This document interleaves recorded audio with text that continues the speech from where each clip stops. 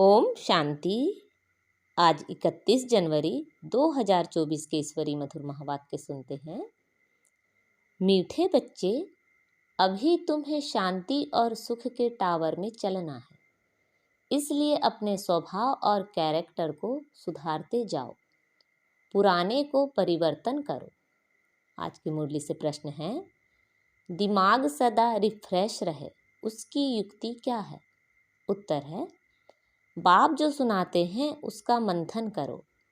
विचार सागर मंथन करने से दिमाग सदा रिफ्रेश हो जाता है। जो सदा रिफ्रेश रहते हैं वह दूसरों की भी सर्विस कर सकते हैं। उनकी बैटरी सदा चार्ज होती रहती है, क्योंकि विचार सागर मंथन करने से सर्वशक्तिमान बाप के साथ कनेक्शन जुटा रहता है। आज की मुरली में गीत बजा है, नैनहीन को राह दिखाओ। ओम शांति। यह गीत भी मनुष्यों का गाया हुआ है, परंतु अर्थ कुछ भी नहीं जानते। जैसे और प्रार्थना करते हैं, यह भी जैसे एक प्रार्थना है। परमात्मा को जानते नहीं। अगर परमात्मा को जाने तो सब कुछ जान जाएं। सिर्फ परमात्मा कह देते हैं, परंतु उनके जीवन का कुछ भी पता नहीं, तो नैनहीन हुए ना। तुमको अब ज्ञान का तीसरा नेत्र मिला है, इसलिए तुमको त्रिनेत्री कहा जाता है। दुनिया में भल मनुष्य यह अक्षर कहते हैं त्रिनेत्री, त्रिकालदर्शी, त्रिमूर्ति, परंतु अर्थ कुछ भी नहीं जानते। जैसे कहते हैं, साइंस और साइलेंस का आपस में क्या संबंध है?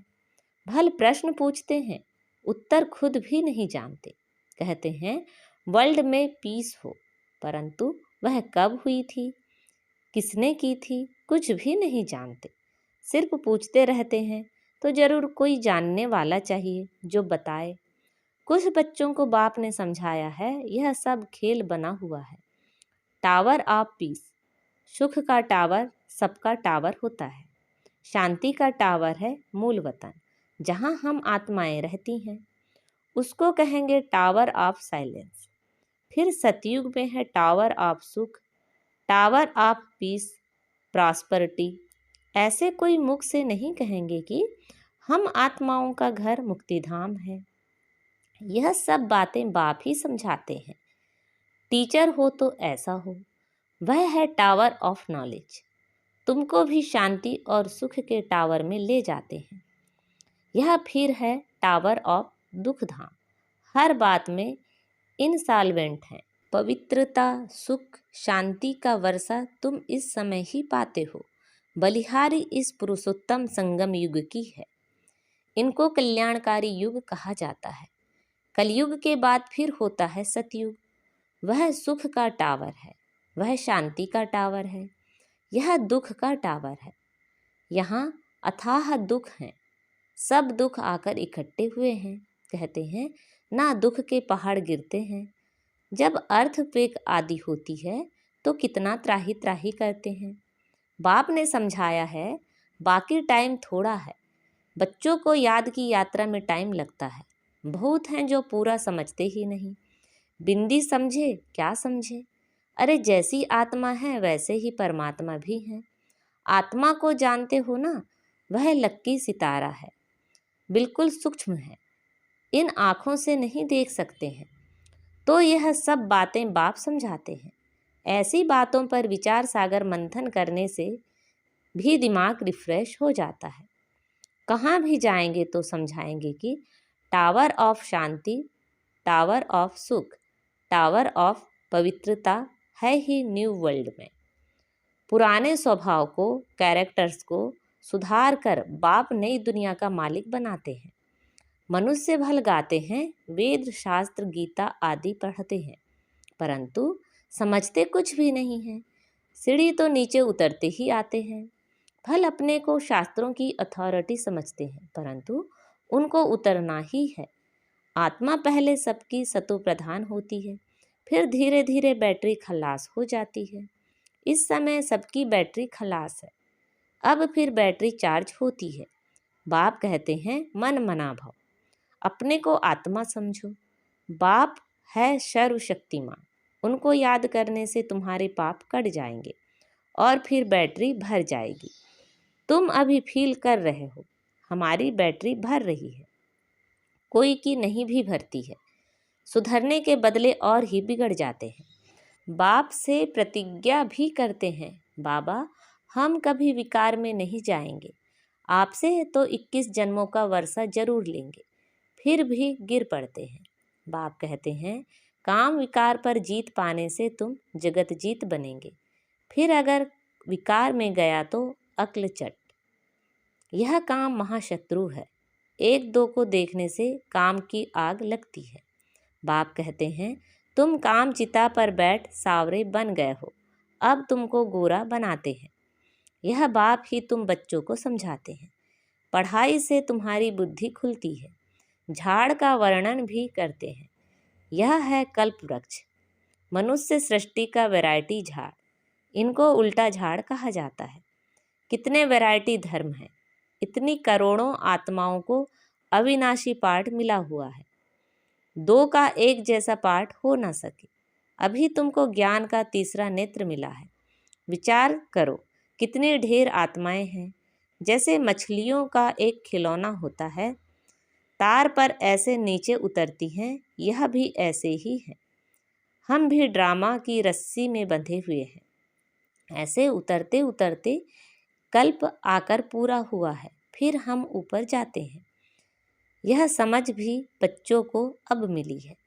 ऊपर से आत्माएं आती हैं, नंबरवार ऐड होती जाती हैं। इस खेल में तुम पार्टधारी हो।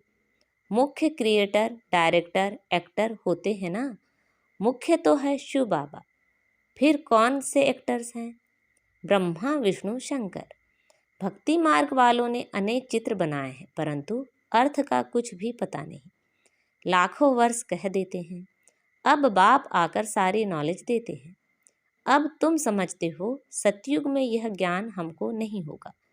जैसे यहाँ कारोबार चलती है, वैसे वहाँ पवित्रता, सुख, शांति की राजधानी चलती है। बाप भी वंडरफुल है। इतनी छोटी बिंदी है, जैसे तुम्हारी आत्मा ऐसे इनकी आत्मा भी बाप से सारा ज्ञान ले रही है। बाबा फिर बड़ा थोड़े ही होगा, वह भी बिंदी है। तुम्हारी आत्मा जो बिंदी है, उनमें सारा ज्ञान धारण हो रहा है। यह ज्ञान कल्प के बाद फिर बाप देंगे। जैसे रिकॉर्ड भरा हुआ होता है, जो रिपीट होता है ना, आत्मा में भी सारा पार्ट भरा हुआ है। कोई बहुत वंडरफुल बात होती है तो उनको कुदरत कहा जाता है। इस अनादि ड्रामा के पार्ट से एक भी छूट नहीं सकता, सबको पार्ट बजाना ही है। यह बड़ी वंडरफुल बातें हैं जो अच्छी रीति समझकर धारण करते हैं तो खुशी का पारा चढ़ता है। तुमको कितनी स्कॉलरशिप मिलती है, तो पुरुषार्थ अच्छी रीति करना चाहिए। आप समान बनाना है। तुम सब टीचर हो, टीचर तुम्हें पढ़ाकर आप समान टीचर बनाते हैं। ऐसे नहीं कि गुरु भी बनना है, नहीं, तुम टीचर बनते हो क्योंकि राजयोग सिखलाते हो, फिर तुम चले जाएंगे, यह भी तुम समझते हो। वो लोग तो जानते नहीं, ना सदगति दे सकते हैं। सर्व का सदगति दाता तो एक बाप है ना। लिबरेटर गाइड भी वही है। जब तुम वहाँ से आते हो तो बाप गाइड नहीं बनता है, बाप गाइड भी अभी बनता है। जब तुम घर से आते हो तो घर को ही भूल जाते हो। अभी तुम भी गाइड हो, पंडे हो, सबको रास्ता बताते हो। अशरीरी भव, तुम्हारा नाम पांडव सेना भी है। शरीरधारी तो है ना। जब अकेले हो तो सेना नहीं कहेंगे, शरीर के साथ जब माया पर जीत पाते हो तब तुमको सेना कहते हैं। उन्होंने फिर लड़ाई की बातें लिख दी है। यह है बेहद की बात। वो लोग कॉन्फ्रेंस आदि करते हैं, संस्कृत आदि के कॉलेज खोलते हैं, कितना खर्चा करते हैं। खर्चा करते करते जैसे कि खाली हो पड़े हैं, चांदी सोना हीरा सब खल्लास हो गए हैं। फिर तुम्हारे लिए सब कुछ नया निकलेगा। तो तुम बच्चों को चलते फिरते बहुत खुशी होनी चाहिए। बाप को और वर्षे को याद करना है। तुम्हारा पाठ चलता रहता है, कभी बंद होने वाला नहीं है। बाप समझाते हैं तुम अपने जन्मों को नहीं जानते हो, 84 का हिसाब किताब भी इनको बताते हैं, जो पहले पहले आते हैं। तुम बच्चों को अथाह सुख मिलता है, tower of health, wealth, happiness. तो कितना नशा होना चाहिए। बाप हमको बेहद का वर्षा देते हैं। जितना तुम नज़दीक आते जाएंगे उतनी आफतें भी आती जाएंगी। झाड़ की वृद्धि भी होनी है। झाड़ कच्चे हैं तो झट तूफान लगने से झड़ जाते हैं। यह तो होना ही है। तुम्हारा एम ऑब्जेक्ट का चित्र सामने खड़ा है। तुम और कोई चित्र नहीं रख सकते। भक्ति मार्ग में मनुष्य ढेर चित्र रखते हैं। ज्ञान मार्ग में है एक, सो भी नॉलेज बुद्धि में है। बाकी बिंदी का चित्र क्या निकलेगा। आत्मा तो सितारा है ना। यह भी समझने की बातें हैं। आत्मा को तो इन आँखों से देख नहीं सकते। बहुत कहते हैं बाबा हमको साक्षात्कार हो, वैकुंठ देखें, परंतु देखने से मालिक थोड़े ही बनेंगे। मनुष्य कहते हैं फलाना स्वर्ग पधारा, परंतु स्वर्ग है कहाँ, जानते थोड़े हैं।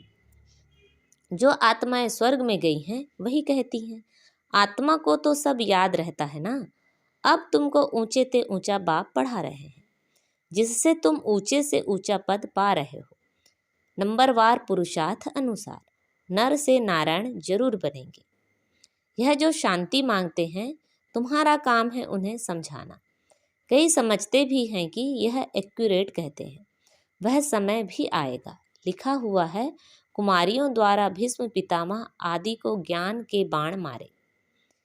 बाकी ऐसे नहीं अर्जुन ने बाण मारा गंगा निकली। ऐसी ऐसी बातें सुनकर कह देते हैं यहाँ से गंगा निकल आई। गौमुख भी बनाया है। अभी तुम बच्चे देखते हो, तुम्हारा यादगार भी खड़ा है। वह जड़ देलवाड़ा, यह है चैतन्य। उसमें ऊपर वैकुंठ दिखाया है, नीचे तपस्या कर रहे हैं। ऊपर राजाई के चित्र हैं, इसलिए मनुष्य समझते हैं स्वर्ग ऊपर है। बॉम्ब्स बनाने वाले खुद भी समझते हैं यह हमारे ही विनाश के लिए है। कहते हैं ऐसे करेंगे तो जरूर विनाश होगा। लिखा भी हुआ है महाभारी लड़ाई में ऐसे हुआ था, सब खत्म हुए थे।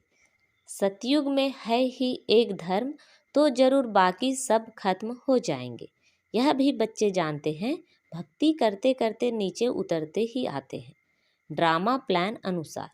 वास्तव में यहाँ कोई आशीर्वाद आदि की बात नहीं है। जो ड्रामा में बना हुआ है वही होता है। कुछ ऐसी बात हो जाती है तो मनुष्य कह देते हैं जो ईश्वर की इच्छा। तुम ऐसे नहीं कहेंगे। तुम तो कहते हो भावी ड्रामा की। तुम ईश्वर की भावी नहीं कहेंगे। ईश्वर का भी ड्रामा में पार्ट है। सृष्टि चक्र कैसे फिरता है यह भी बाप ही समझा सकते हैं।